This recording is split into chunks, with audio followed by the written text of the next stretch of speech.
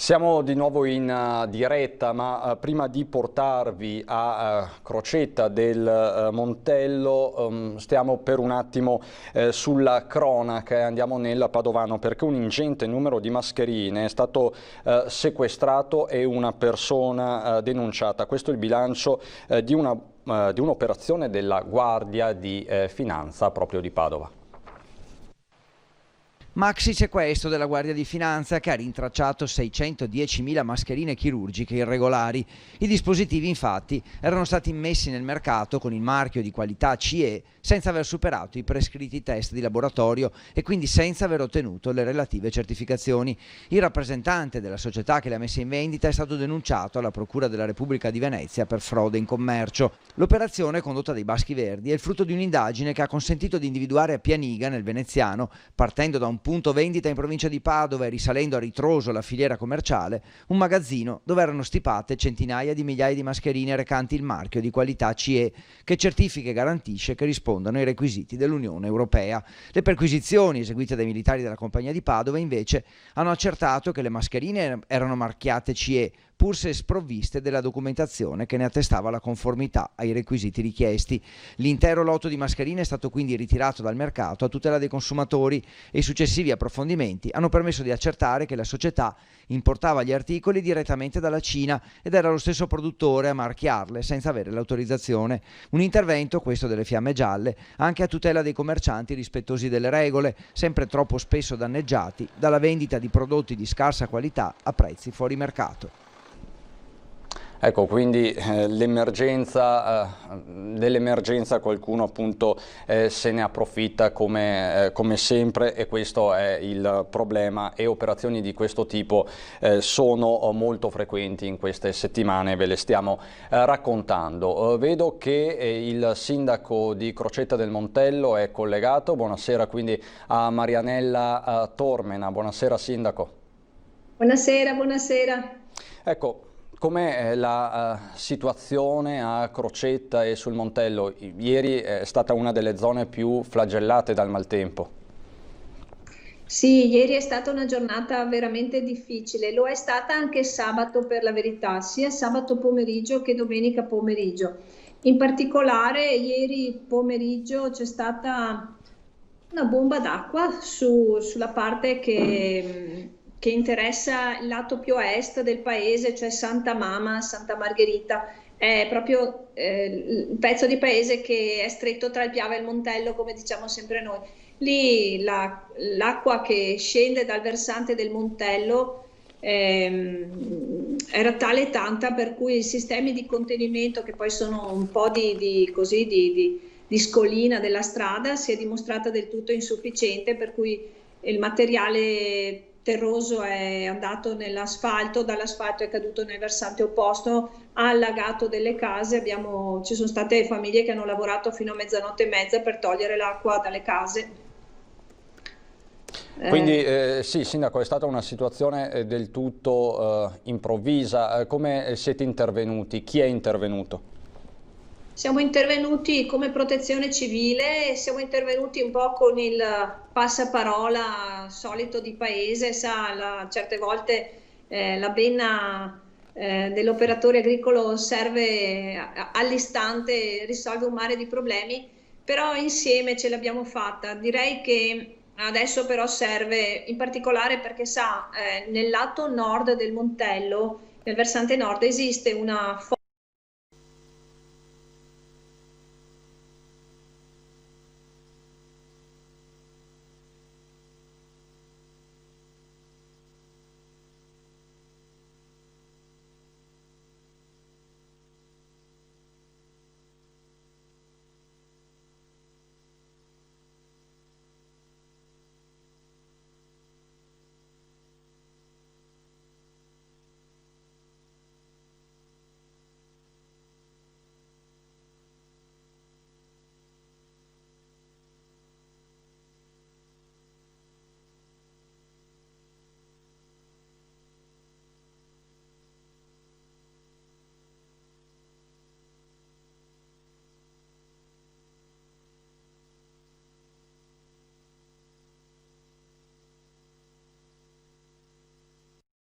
non deve essere così. Poi no, questa non è organizzazione. Non è un'organizzazione, ma di chi sono le responsabilità?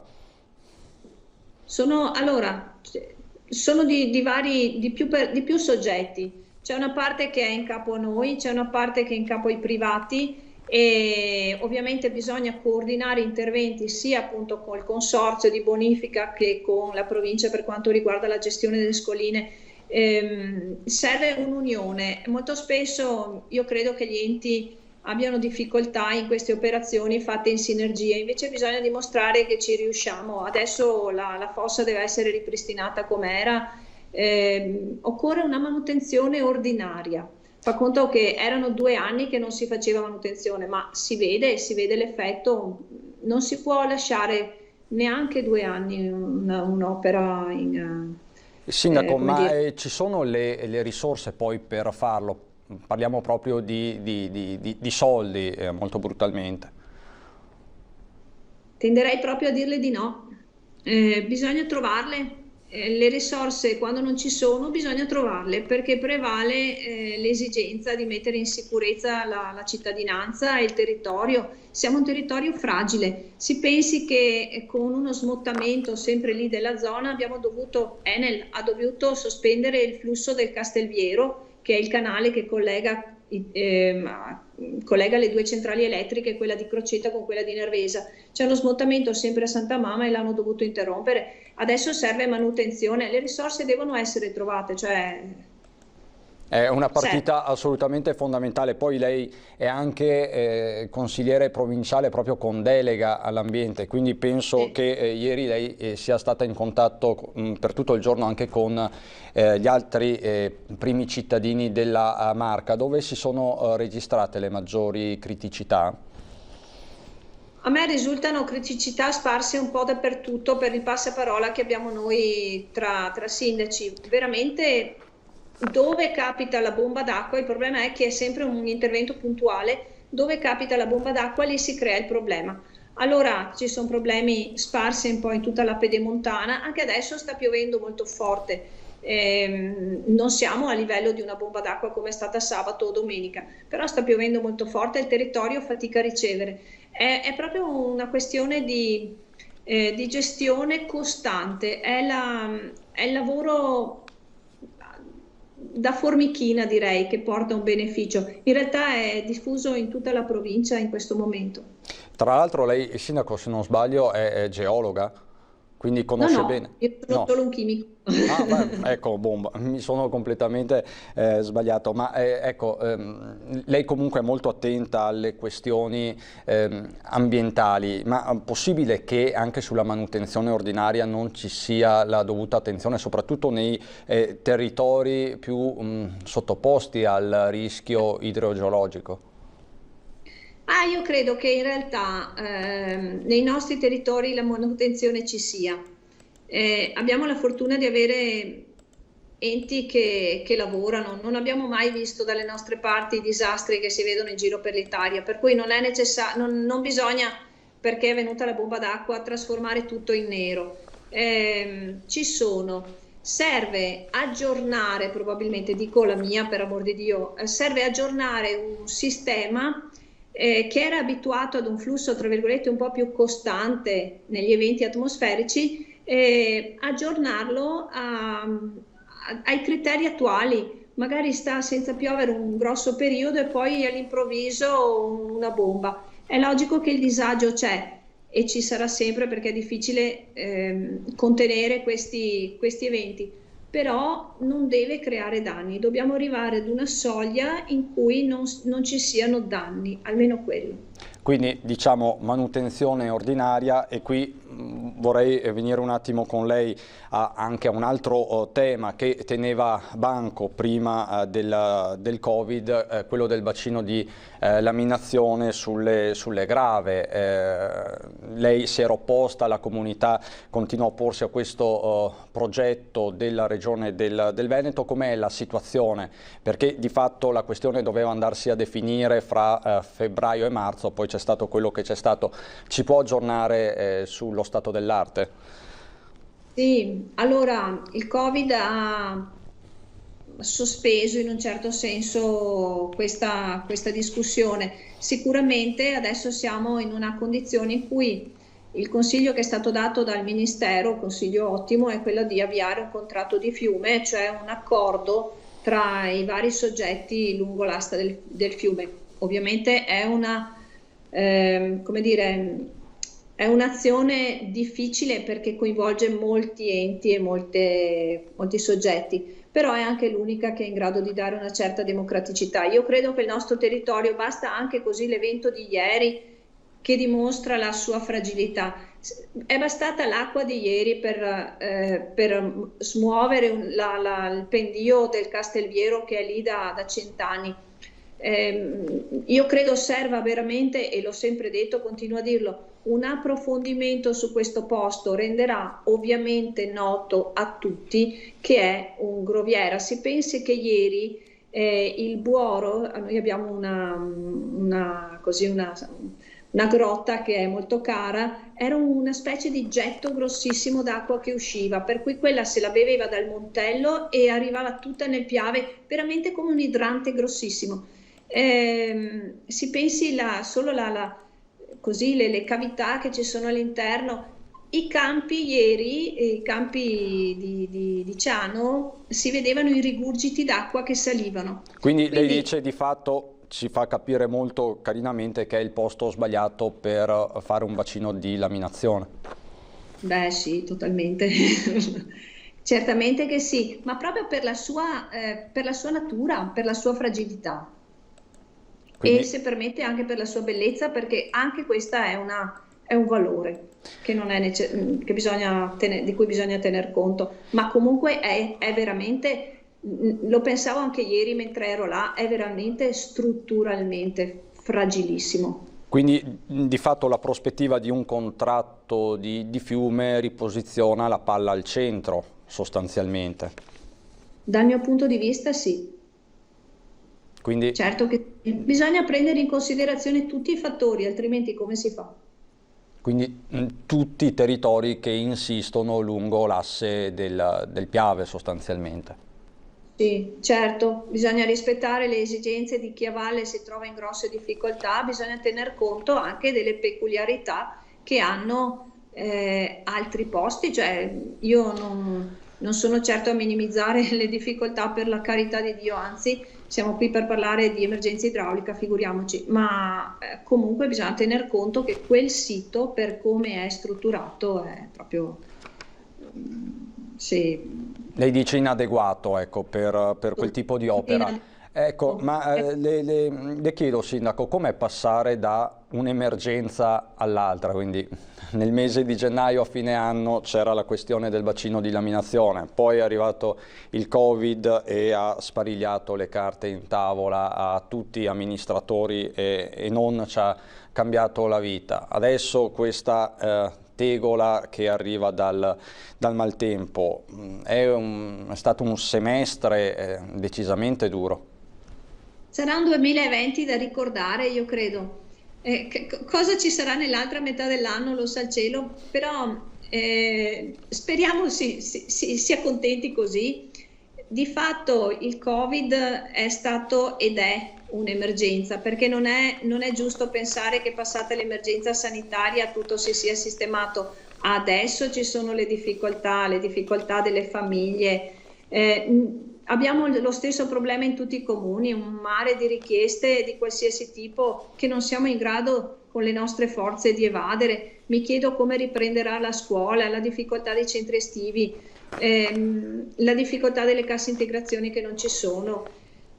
Certo. Anche questo è Covid.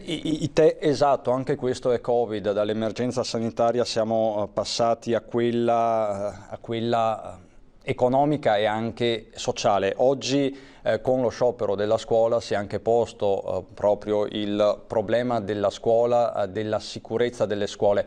Le chiedo se può rimanere con noi 2 minuti, perché la porterei a Padova proprio per parlare di scuole e di quello che si sta facendo in vista del settembre, quindi del ritorno a scuola. Poi commentiamo insieme, Sindaco. Va bene? Scuole, aule, personale, regole sono le parole chiave che accompagneranno tutte le scelte del mondo scolastico da qui a settembre, quando in teoria le lezioni dovrebbero riprendere più o meno regolarmente.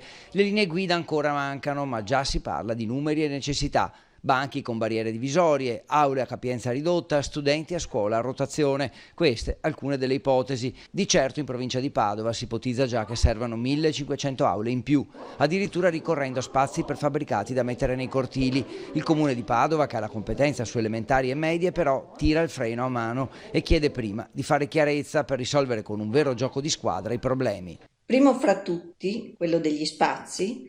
E io ho già chiesto ai dirigenti scolastici di fare una mappatura degli spazi esistenti per poter capire quanti ragazzi possono essere sistemati in sicurezza. Una volta che si affronta la questione degli spazi, con scuole che avranno aule in più e altre che dovranno cercarle fuori sede, con tutte le questioni logistiche che ne conseguono, ecco la questione del personale, insegnanti ma soprattutto collaboratori, amministrativi e i cosiddetti bidelli. Questo però implica anche il problema degli insegnanti e naturalmente il numero dei collaboratori, perché aumentando gli spazi e le classi sicuramente mancheranno anche i collaboratori e insegnanti.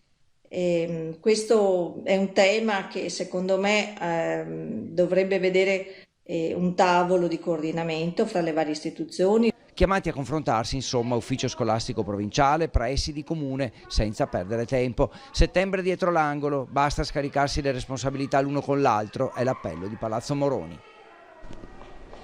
Questo è l'appello di Palazzo Moroni, quindi del Comune di Padova, ma penso che sia un appello che viene condiviso da tutti i primi cittadini. È così, Sindaco? Sì, io poi conosco solo la realtà del mio comune, che per fortuna grossi problemi dal punto di vista scolastico di spazi spero non ne abbia, perché comunque abbiamo strutture ampie. Bisognerà però inventarsi una maniera per garantire che quegli spazi siano idonei aule. Spero che le regole non siano non dico inapplicabili, ma difficilmente applicabili, perché poi ci troviamo in situazioni in cui dobbiamo prendere scelte che veramente sono difficili oppure possono essere mal comprese. Pensiamo alle difficoltà dei genitori che hanno avuto in questo periodo nella gestione dei figli, nella gestione così della didattica a distanza, anche della solitudine, se posso usare questo termine, dei ragazzini, dei bambini lasciati lì per 3 mesi, per 4 mesi adesso, perché se riprendiamo a settembre e vedo la fatica che hanno i centri estivi a partire, temo ci siano tanti ragazzi che arriveranno nella loro non socializzazione fino a settembre, e lì dovremo prendere altre scelte, dovremo comunque garantire loro la sicurezza. Speriamo non ci sia assolutamente una ripresa del Covid, ma anche una condizione di benessere, se posso dire, all'interno delle scuole. Ai ragazzi deve piacere andare a scuola, deve essere un posto che in qualche modo li gratifica. Quindi tra l'altro, spero non Sindaco, come sindaci nella condizione di non sapere più che pesci pigliare. Ecco, quindi uscire dal clima di incertezza che abbiamo davanti e che è stato denunciato oggi anche dai sindacati in forma unitaria. Peraltro protesta appoggiata dal presidente Zaia, che ha definito addirittura eroici gli insegnanti che si sono cimentati nella didattica online e che non hanno mai fatto mancare per la maggior parte il loro appoggio agli studenti a casa. Tra l'altro Zaia ha detto che la Regione del Veneto è pronta anche qui a uscire con delle proprie linee guida, come fatto per altri settori come il turismo, parrucchiere, estetiste, i negozi in generale, quello che sappiamo, e che si starebbe coordinando su questo fronte anche con gli altri colleghi, Bonaccini, quindi colleghi anche di altre forze politiche. Fa bene Zaia a portare avanti questo tema delle linee guida regionali? Io credo che la Regione in questa fase ci sia stata il vero appoggio, cioè l'aiuto formidabile che ha dato agli enti, ai comuni e quindi indirettamente a tutti i cittadini sia stato veramente grande. So che il presidente Zaia e poi anche tutta l'amministrazione è sempre sensibile a quelle che sono queste problematiche così di carattere anche sociale, se vogliamo, o di carattere umano. Quindi credo che quelle linee guida, per quanto gli sarà consentito dalla legge, sicuramente prenderanno in considerazione queste difficoltà. Io ho potuto sempre trovare sponda proprio nelle direttive regionali e credo si possa dire che in Veneto siamo stati fortunati ad essere gestiti così, se posso proprio dirlo tranquillamente, perché altrimenti se andiamo indietro un attimo nel tempo e ci ricordiamo le difficoltà delle prime interpretazioni, dei primi DPCM, quindi non è diciamo che lei sostiene e condivide anche le parole di Mattarella di ieri, autonomia, fondamento di democrazia, sostanzialmente questo. Beh, lo è vero? E in, Certo, in questo quadro, di democrazia. e in questo quadro autonomista i sindaci che ruolo possono avere, Tormena? Ma io credo che i sindaci sono persone pratiche, sono abituate al problem solving e quindi devono per forza sempre far fronte a tutto quello che gli capita e come dico io, a macinarlo. Quindi chi più di un sindaco può apprezzare la possibilità di poter gestire con maggior facilità la sua comunità? È per definizione la persona che è innamorata della sua comunità, no? Quindi anche proprio da un punto di vista di risorse, adesso cosa costerà far ripartire le scuole? A cosa andiamo incontro? Cosa devono affrontare le famiglie per fare i centri estivi e che noi magari non siamo neanche in grado di aiutare più di tanto perché comunque dobbiamo pensare a settembre? Provi a mettere insieme e mettere in fila tutti questi problemi. Chi vuole che sia che non può, se è possibile, credere in un'autonomia e quindi anche in una capacità gestionale diversa. Diciamo che la quotidianità, il fatto di essere sempre sul fronte e toccare con mano un range molto ampio e variegato di problematiche le porta a dire questo sostanzialmente. E tra tutte le criticità evidenziate in questo periodo, qual è stata la peggiore? Cosa le ha fatto più male in questa emergenza Covid? Allora, all'inizio mi faceva paura la difficoltà da un punto di vista sanitario, adesso mi fa male la difficoltà delle famiglie. Nuove Mi fa povertà. proprio... Ci sono nuove Come... povertà, Sindaco? Sì. Adesso pensare a molte famiglie che sono in difficoltà, sa, la cassa integrazione non è arrivata, le attività commerciali stentano a ripartire, quel clima di incertezza che si diffonde è la cosa che adesso sento nella pelle e che fa veramente male. Sindaco, grazie per questa sua... Credo anche che noi sapremo reagire, sa. Quindi lei è fiduciosa alla fine? Sa cosa penso tante volte? Ma cosa potevano dire quelli che erano al fronte nella guerra del 15 e 18? Se ce l'hanno fatta loro, vuole che non ce la facciamo noi. Ciao! Sindaco, grazie mille, grazie davvero e buon lavoro a Marianella Tormena, sindaco di Crocetta. Grazie Sindaco. Mille. Grazie. Arrivederci. Finisce così la nostra diretta straordinaria per questo pomeriggio. Dopo la pubblicità, il telegiornale regionale con tutti gli aggiornamenti dal Veneto. Grazie per l'attenzione, a dopo.